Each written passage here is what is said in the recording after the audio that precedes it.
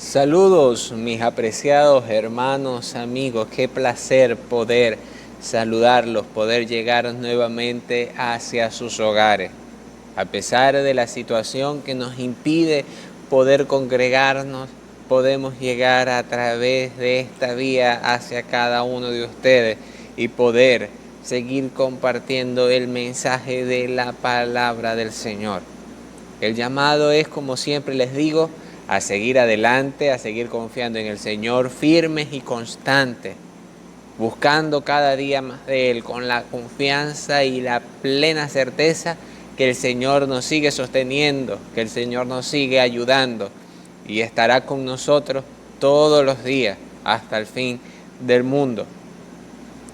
El día de hoy continuaremos con el estudio a la carta que escribió el apóstol Pablo con la ayuda de Timoteo y Silvano a la iglesia que estaba en Tesalónica, la iglesia formada por los santos tesalonicenses. Y vamos a estar en el capítulo 4. El tema central de toda esta carta es Pablo enseñándole a la iglesia a vivir en santidad y de forma irreprensible para la venida de nuestro Señor Jesucristo, para que la iglesia pudiera estar preparada para cuando el Señor venga, pudiera encontrar una iglesia que no tuviese mancha, ni arruga, ni cosa semejante. Entonces Pablo escribe esta carta a la iglesia de Tesalonicenses y vemos como en el capítulo 3, versículo 13, el último versículo del capítulo 3, dice lo siguiente: para que sean afirmados vuestros corazones irreprensibles en santidad delante de Dios nuestro Padre en la venida de nuestro Señor Jesucristo con todos los santos. Este es el tema central y con esto termina el capítulo 3, llamando a la iglesia a prepararse, a vivir de manera santa e irreprensible delante de los hombres y delante de Dios, para estar preparados para cuando el Señor venga a buscar a su iglesia. Entonces termina el capítulo 3 haciendo este llamado, y entonces en el capítulo 4 nos da una serie de ordenanzas, una serie de mandamientos que nos van a ayudar a cumplir con ese requerimiento de ser santos e irreprensibles delante de los ojos del Señor.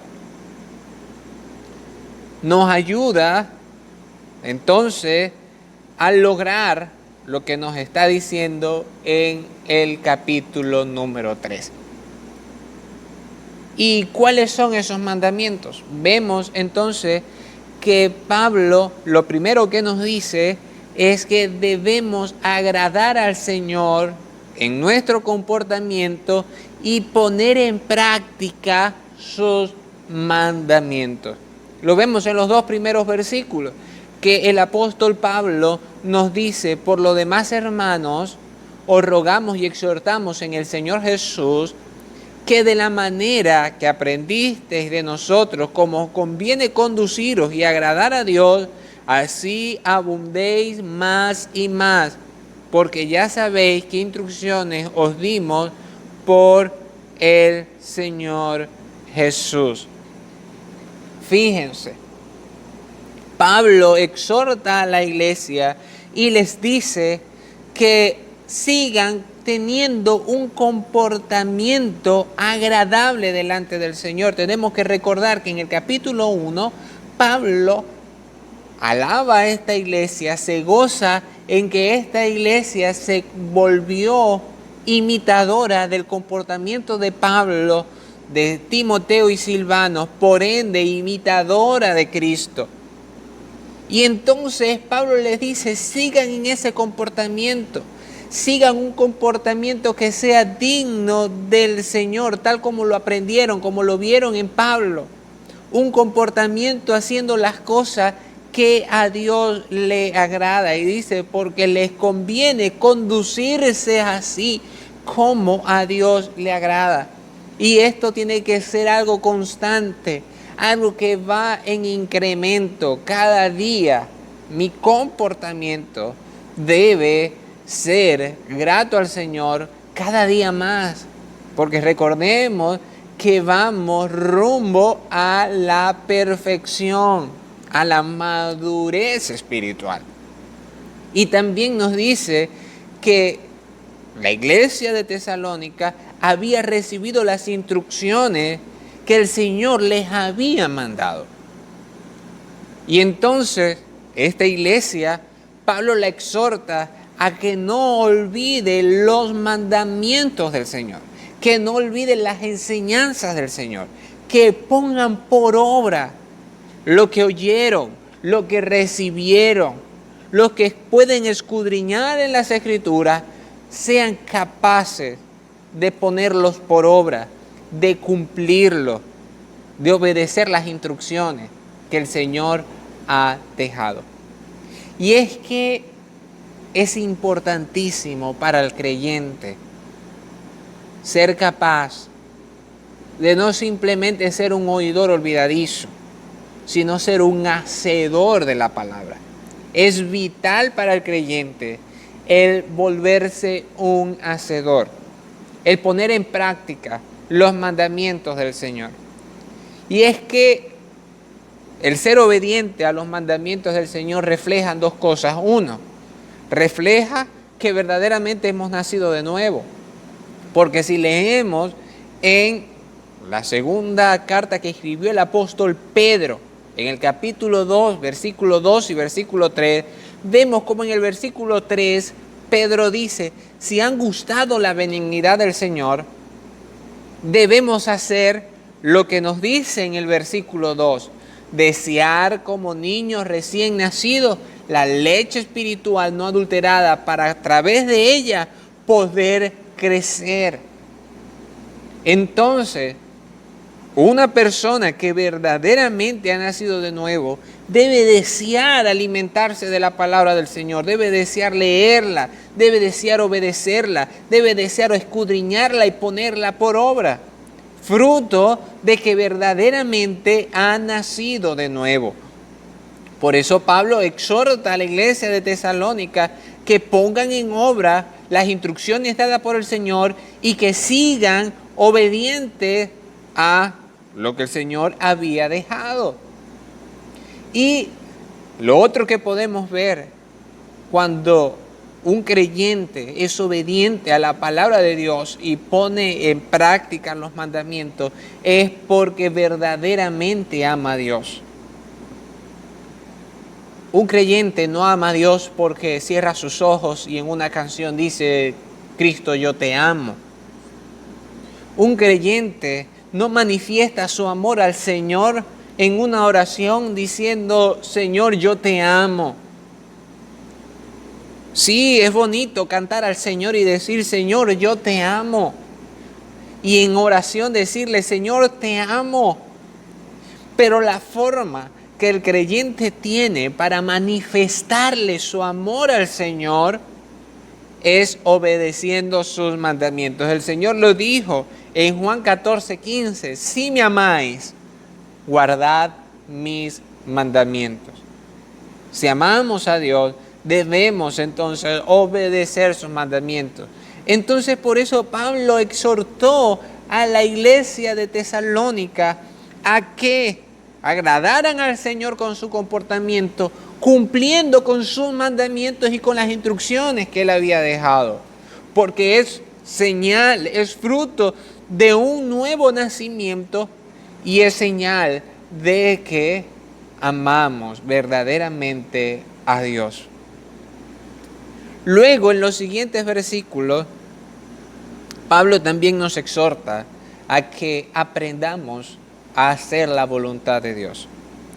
Y muchas veces los creyentes se pueden hacer la pregunta, ¿cuál es la voluntad de Dios? cómo conocer la voluntad de Dios. Y sí, hay aspectos en nuestras vidas en las cuales debemos pedirle al Señor que nos muestre su voluntad, que nos muestre cuál es el propósito que Él tiene o cómo tomar una decisión para que sea la decisión que Él quiere para nuestras vidas. Sin embargo, estudiando la Biblia, encontramos el cómo conocer la voluntad de Dios.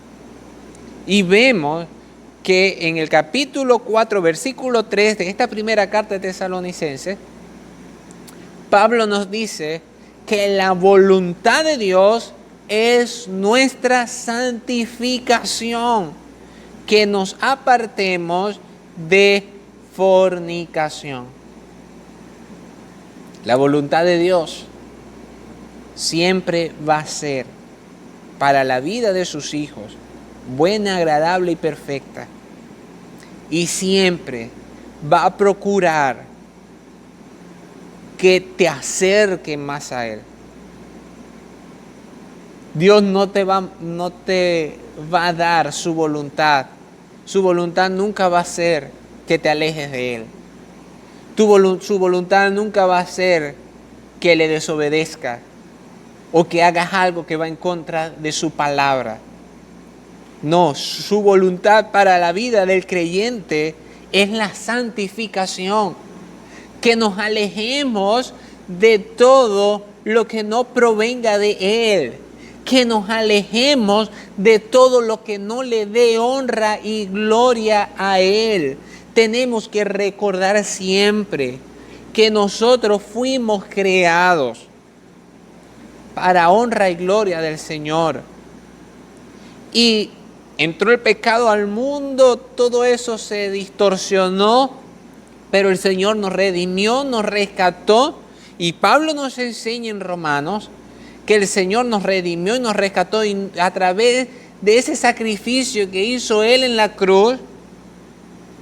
Nosotros debemos entender entonces ese propósito original para el cual el Señor nos creó, para alabanza de su gloria, porque fuimos creados por medio de Él y para Él. Entonces la voluntad de Dios es nuestra santificación, que nos alejemos de todo lo que no le da honra y gloria a Él y por ende nos acerquemos cada día más a Él, que le conozcamos cada día más a Él, que intimemos cada día más con Él, que nos hagamos unos con Él. Y luego nos dice que os apartéis de fornicación. ¿Qué pasaba con la iglesia de los tesalonicenses? Estaban en una ciudad muy corrompida, muy pagana, donde hasta las deidades eran relacionadas con la fornicación, con los pecados sexuales. Y muchos de los creyentes que estaban en Tesalónica, antes de llegar a los pies de Cristo, practicaban muchos pecados sexuales. Y entonces Pablo les exhorta y les recuerda que el Señor quiere la santificación, pero que la fornicación impide que seamos santos, que seamos santificados, que seamos purificados delante de los ojos de Dios. ¿Qué es la fornicación? Fornicación son todos los pecados sexuales. Fornicación es cuando peco sexualmente en hecho, pero también en pensamiento. Recordemos que el Señor nos enseñó que aquel que mira con codicia a otra persona que no es su pareja y en su corazón la desea, ya fornicó, ya pecó. Entonces la fornicación son pecados sexuales en hecho o en pensamiento. El adulterio, cuando se le es infiel a la pareja. El sexo previo antes del matrimonio. La pornografía. Las conversaciones subidas de tono que se pueden tener a través de las redes sociales. Todo eso es fornicación. Y todo eso, la fornicación, impide mi santidad, rompe mi santidad, impide que yo sea perfeccionado en el proceso de la santificación. Rompe mi intimidad con Dios, rompe mi relación con Dios. No deja que el Espíritu Santo de Dios tome control de mi vida. Pablo lo dice a la iglesia de los Corintios en el capítulo 6 de la primera carta, versículo 18 al 20. Huid de la fornicación. Cualquier otro pecado que el hombre cometa está fuera del cuerpo. Pero el que fornica contra su propio cuerpo peca. ¿O ignoráis que vuestros cuerpos es templo del Espíritu Santo, el cual está en vosotros, el cual tenéis de Dios y que no sois vuestros? Porque habéis sido comprados por precio. Glorificad pues a Dios en vuestros corazones, en vuestro cuerpo y en vuestro espíritu, los cuales son de Dios.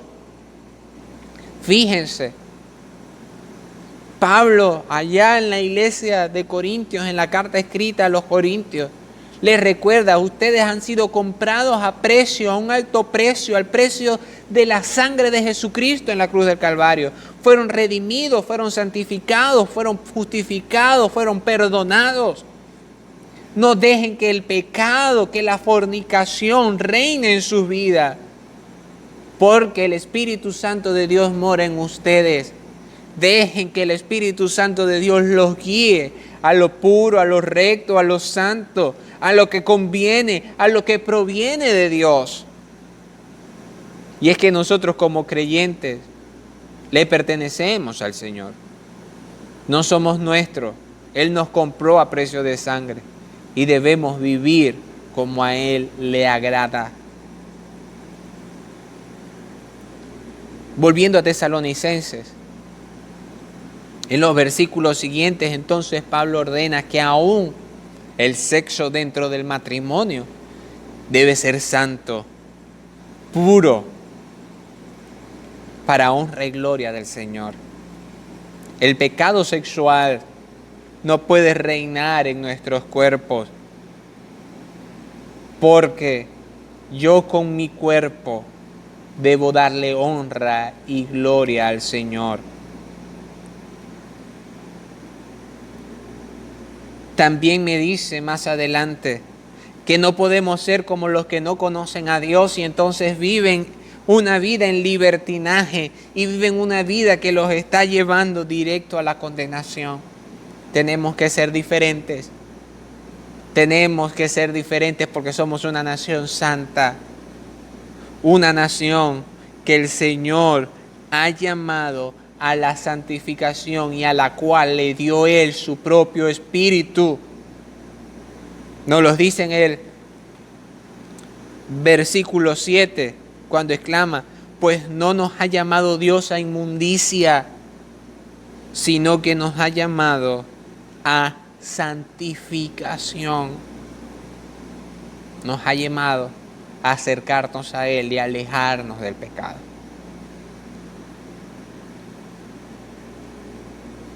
Luego, a partir del versículo 9 en adelante, vemos cómo el apóstol Pablo comienza a hablarles a la iglesia acerca del amor fraternal y de andar honestamente. Y vamos a leer versículo 9 y versículo 10 del capítulo 4 de 1 Tesalonicenses. Pero acerca del amor fraternal no tenéis necesidad que os escriba, porque vosotros mismos habéis aprendido de Dios que os améis unos a otros, y también lo hacéis así con todos los hermanos que están por toda Macedonia. Pero os rogamos, hermanos, que abundéis en ello más y más. Vemos una iglesia caritativa.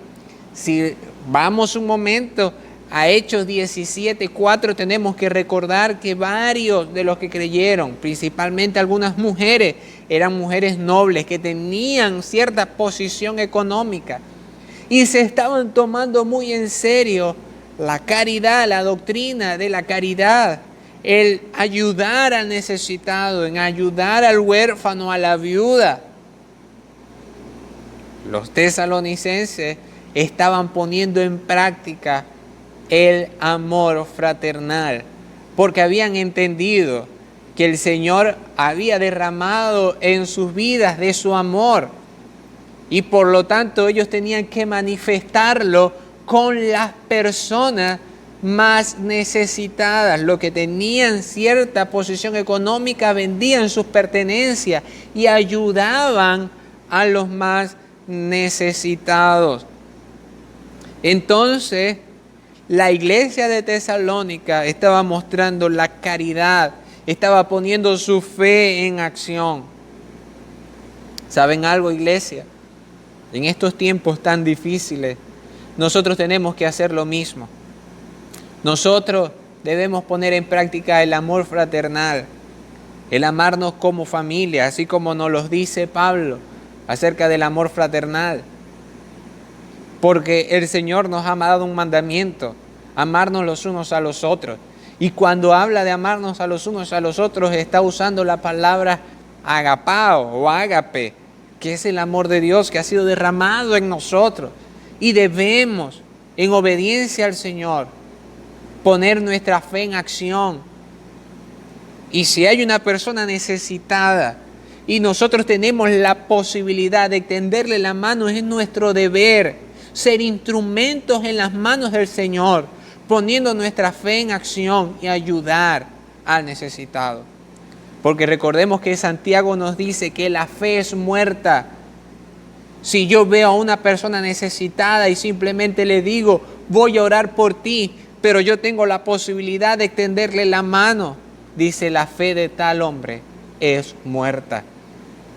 Recordemos que el Señor nos consuela para consolar, y eso lo podemos aplicar en todo. El Señor nos bendice para bendecir.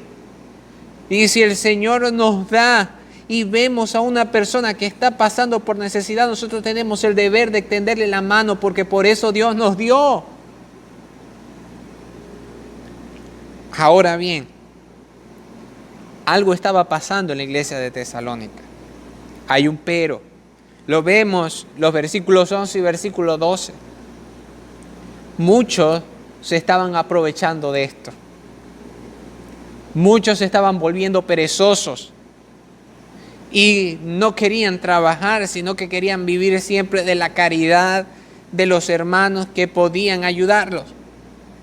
Y entonces, con la excusa de que ¿para qué voy a trabajar si Cristo viene?, entonces se estaban volviendo unos vagos perezosos. Y Pablo les dice que la cosa no es así. Pablo les exhorta que cada uno tiene que trabajar, ganar su sustento para poder entonces bendecir a otros. No ser un peso para la iglesia, no ser un peso para los hermanos, sino que cada quien trabaje y provea para los suyos. Y de esta forma dar buen testimonio a los incrédulos. Y no dar pie de decir, aquel es un mantenido, un perezoso, que la iglesia lo está alcahueteando. Ahora bien, ellos tenían la excusa que ya les comenté. Ellos decían, ¿para qué vamos a trabajar si Cristo viene? Entonces, tenemos que recordar algo. Hay un predicador que decía, debemos trabajar como si Cristo viniera dentro de 100 años. Pero debemos vivir en santidad como si Cristo viniera hoy. Hermanos, es verdad, Cristo viene. Y la venida de Cristo está cerca, es inminente. Pero no sabemos el día ni la hora. Y no podemos ser unos perezosos. Tenemos que trabajar. La Biblia nos enseña que no trabaje, que no coma. Debemos trabajar y de esa forma dar testimonio también de nuestra fe para los no creyentes.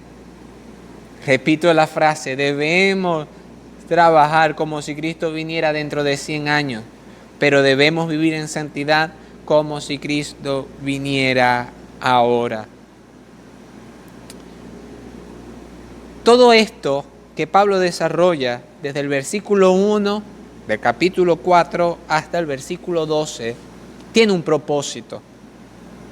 ¿Y cuál es ese propósito? Es que la iglesia esté en santidad, esté en integridad, preparándose para la venida del Señor, guardando su palabra, cumpliendo sus mandamientos, haciendo su voluntad, que es vivir en santificación y alejándose de la fornicación, mostrando el amor fraternal. De esa forma la iglesia se puede preparar, y cuando hablo de iglesia no estoy hablando de las 4 paredes, no estoy hablando ni siquiera de la organización, estoy hablando de ti como creyente, como iglesia, como templo y morada del Espíritu Santo. Para prepararte, debes obedecer estos mandamientos que Pablo da en este capítulo.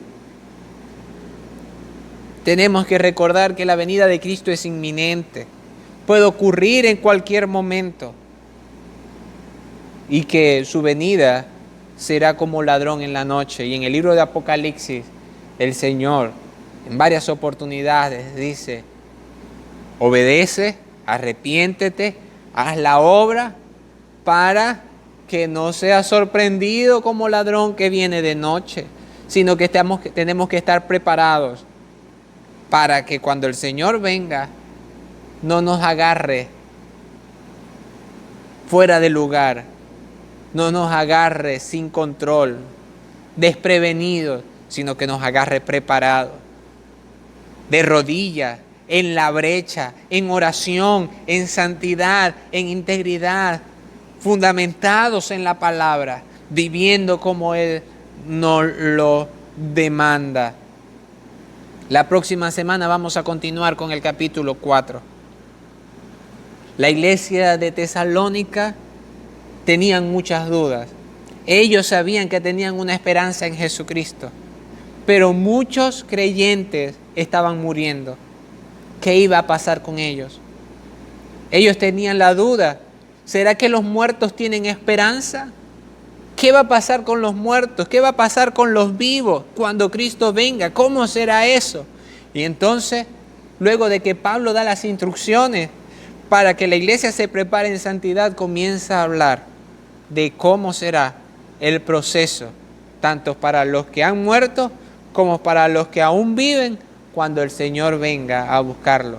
Porque todo aquel que vive y cree en Cristo, o muere creyendo en Cristo, tiene esperanza de que algún día el Señor vendrá a buscar a su iglesia. Y juntos todos, vivos y muertos, nos reuniremos eternamente y para siempre con el Señor. Oro por la vida de cada uno de ustedes, para que el Señor los fortalezca, los bendiga y podamos cumplir lo que el Señor nos demanda. Amado Dios y Padre Celestial, gracias te damos por estos momentos. Gracias por tu bondad, tu misericordia y tu ayuda para con nosotros.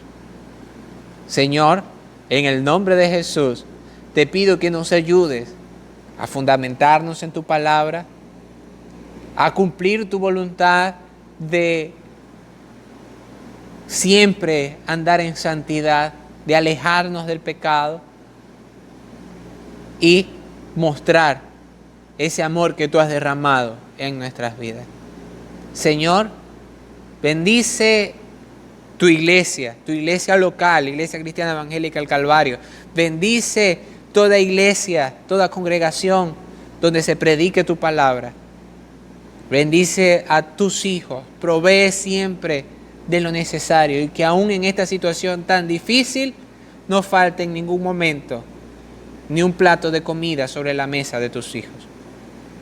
Señor, bendice nuestra nación, sana nuestra tierra, bendice a los enfermos de este virus que está azotando a la humanidad y permite que, si es tu voluntad, pronto podamos estar nuevamente reunidos en el templo. En el nombre de Jesús. Amén.